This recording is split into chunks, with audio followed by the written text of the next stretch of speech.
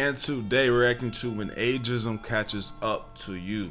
This video came up on my timeline showing Lil Uzi, and I'm kind of just thinking about all the artists that seem to not really, I don't want to say grow up, but kind of just keep doing things that are not the normal things of a 35-year-old or something like that would do. You know what I'm saying? Anyway, let's get into it. But it's a Sushi Week, Monday, Wednesday, Friday, 5 Sushi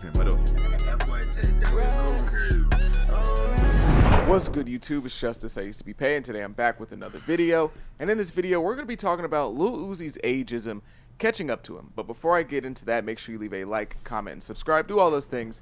It helps me out a ton. Gen Z is a very ageist generation. We hate all things that are old. Man, bro, it used to, like I feel like, oh, if you're 1998 or just early 2000s, you are more so somebody who is not mad at, like, you know, looking at nostalgic things. Yo, I remember this, is that, and the third. But there's always some teeny bopper.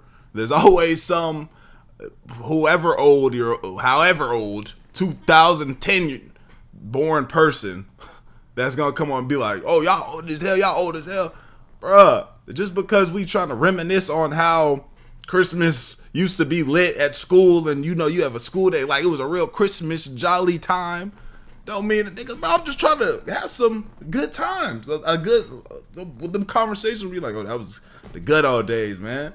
You feel me? A simpler time. You can't do that. And I be trying to remind niggas like, bro, you understand you will be 25 one day. You understand that? In Gen Z, if you are over the age of 20, you're ancient, bro. Like, you might as well just get ready to go ahead and get in that box and go 6 feet under, because your life is over once you hit 20.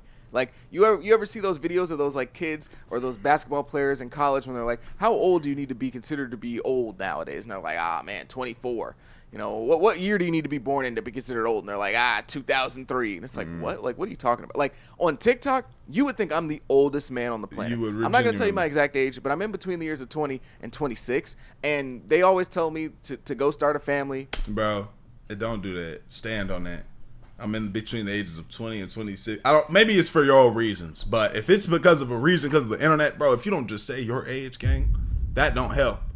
We all got to be out here. I'm 27 years old. Yes, I'm an adult. I'm a human being that gets older.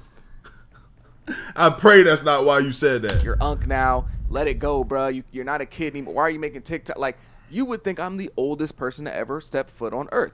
And even though Uzi he is a younger millennial, he acted just like this when he was on his come up. He would constantly talk about his age. He would talk about the difference between himself and the older generation of rappers, or the older generation. Cats to see what y'all really built. Hey, you hear me? I'm too young.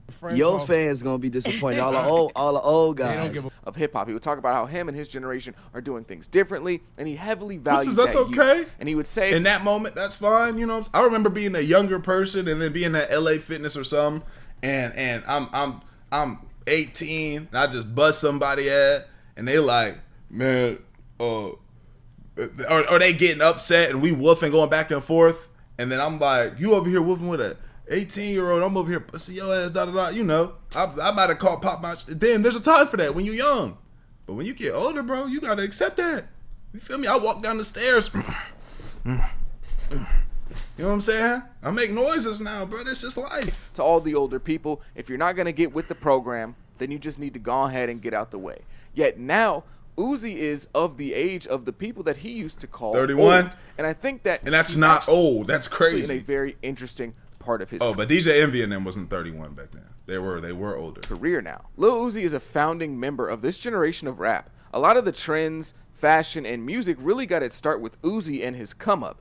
It still feels a bit weird to say, since this is like my high school era of music. But Uzi is an OG at this point. He's been around for like over a decade now as a major player in the rap scene. This gimmicky rapper from Philadelphia with purple dreads and strange outfits, and even stranger music, actually lasted, falling off like a lot of the media members said he would when he was on his rise. He's now 31 years old and now at a point in his career where he is an elder statesman. And while I wouldn't say his career is in a complete state of flux, there definitely isn't a that's what I was saying. Sorry, before I got that phone call.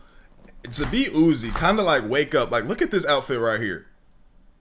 You know, you can see a man in this fit. But then he'll also pull up in a fit that, you know, you might see your mother in. And it's kind of like, today I feel like doing this. Today I feel like doing that. It's kind of like, you can respect the free will, but sometimes you be like, yo, what is this? What is this? This is a grown up, right? This is a 31-year-old male. This is just a male, period. Wearing this, and he's straight too. Because he is. He showed us that, I believe, outwardly. Like, we don't know what's going on inside. I don't think he's homosexual, but I think he just like, yo, bro, I'm gonna come out here in a goddamn crop top and skirt if I have to, man, with some pricks on. I don't know. Out path for him at the moment, and the future, the near future especially, is up in question. Uzi has always seen himself as the young guy coming in with all the sauce, throwing a wrench into the game. Innovating sounds and styles, almost starting a revolution in hip-hop. And he was right to believe those things about himself. But now he's the older, established guy who isn't really trailblazing or breaking any new ground anymore. In fact, his style that was seen as so chaotic and so new and so out there has been adapted by so many people that came behind him. Yeah. He's not even really seen as super different anymore. Yeah, he's not the only one, because they were like, well, he just do it like how Uzi do it. Stick out like a sore thumb. And we're like younger. He used to in the past. There was a time when Uzi was so new and everything that he was doing was so different that everything he did was either copied or it was heavily debated upon as the worst thing to ever happen in the history of hip-hop, or something really cool and something that's going to break open doors for the next generation. Great explanation. Now, I'm not saying that Uzi can no longer innovate in rap after turning 30 or being over the age of 30, but it just doesn't come as easy for him as it once did. It's not as natural as when you're the new guy who's coming in and setting the entire world on fire. I think we're seeing this reflected in Uzi's music. Lil Uzi's music isn't as dominant as it was 5 to 7 years ago now. In fact, his last 2 albums weren't really super. And it's pretty tough, because as somebody like Uzi who came in not copying, nobody came in like, I'm me, this is what I do, I rap how I rap, and I dance how I dance, I do what I do. To have so many people come in and not to say he didn't like have his influences to copy from, but it's clear, and we can all say it's very clear that Uzi is his own person. To have a lot of people that that looked up to Uzi are now copying his swag, you feel me? And I wouldn't say doing it better, but there's so many people that are doing it, whether you think they're doing it better or this, that, and the third. Like he said, it's not like as new anymore, but he's the type of person where he's not going to change. He's just going to go the next extreme. Like, he's going to pop out with his hair like this. He's going to put a diamond in the middle of his head. You know what I'm saying? Those are the things that, like, he has to go such a crazy length to be like, yo, what is Uzi doing again? Dang. When it used to just be like, yeah, I can do this, I can do that, I can rap how I rap, blah, blah, blah. But now, when so many people have kind of like took his swag and done so much, it's kind of like, it can be a little bit difficult at times, especially if you're not trying to switch up. You feel me? You got to keep breaking the barrier sometimes, it feels like, Well received unanimously. Now, I will die on the hill that Pink Tape is a good album. I don't care what anyone says. I don't care what anyone has to say. You can't tell me anything about that project. I think it's really good. I enjoy the experimental stuff. I enjoy some of the weird, quirky stuff on there. I think it's a ton of fun. But there's no denying that isn't the total overall kind of summary opinion when it comes to the Pink Tape. Most people in rap really didn't care for it that much. Even some of Uzi's diehard fans didn't really care for that album that much. Now, when we get to Eternal Take 2, there's not much I can say for that project. I think that is, I don't want to say a bad album, but it's definitely not a good album. And I think that opinion has been reflected amongst the community, whether it's Uzi fans or just fans. I wasn't mad at that. There was a couple songs that I liked, but did it come and go? Yes. The song that I liked the most was Please Don't Do the Most Right Now. If I hit you up, please don't go ghost right. That was my favorite song on there. But I can't even remember any of the whole. So I can't lie. Everyone kind of agrees that Eternal Take 2 was a miss. And I think that not only did the poor reaction from fans kind of get to Uzi a bit, I also think that the low sales did as well, because this album only sold 60K first week, which for Uzi, the guy that Uzi is a very low mark. It's truly an amazing thing that Uzi's career has gone on for this long with this much great music, this much fan support, this many numbers and accomplishments. Like, it's an amazing thing. Yeah. However, I don't think Uzi ever really thought of himself as, like, getting older and rapping. And I know that sounds weird because, like, you know, it was only 7 years ago, but still. You know who this isn't affecting, though? Future. Future's like, if Future's not my number one artist, I think he just is, period. But this doesn't really affect Future's 40 something, and we all can't wait for a Future album to drop. Whether, like, what's the last Future joint to drop? I mean, the last one, a lot of songs people rock with. You feel me? I don't even think that's far from his best joint.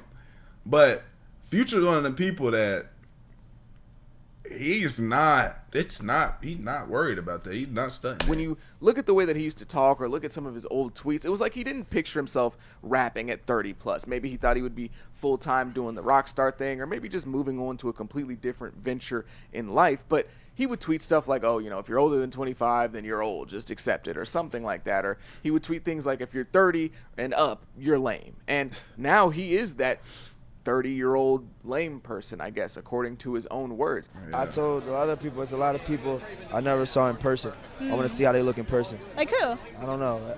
All the old people. I want to see how they look, see how old they look.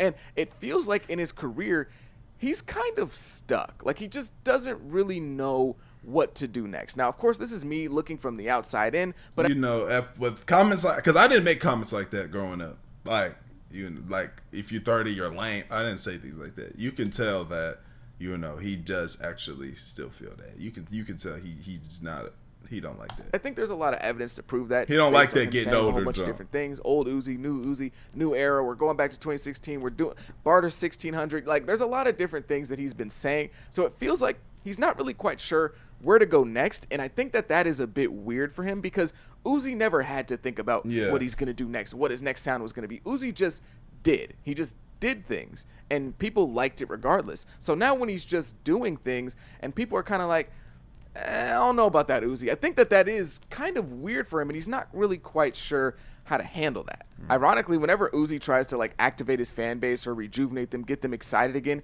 he kind of leans into the old Uzi. He'll say stuff like the old Uzi's coming back, or he'll do a bunch of things that remind people of stuff from back in the day, or, you know, he'll even say he's going to continue a series that people loved in his discography, like Love is Rage.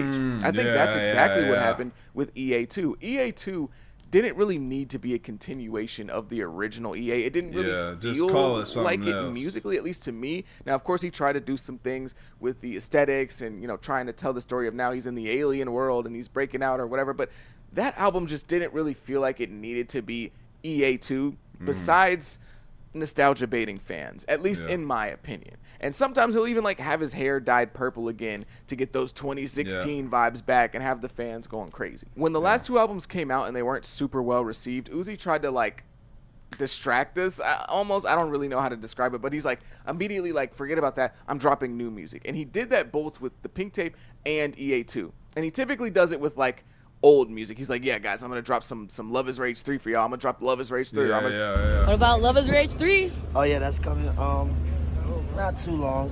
Probably, like, honestly, you've never seen this jewelry before. Like, I gotta do the next thing. Like, I gotta do something people ain't.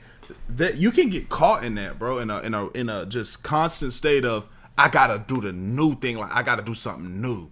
I gotta do something different.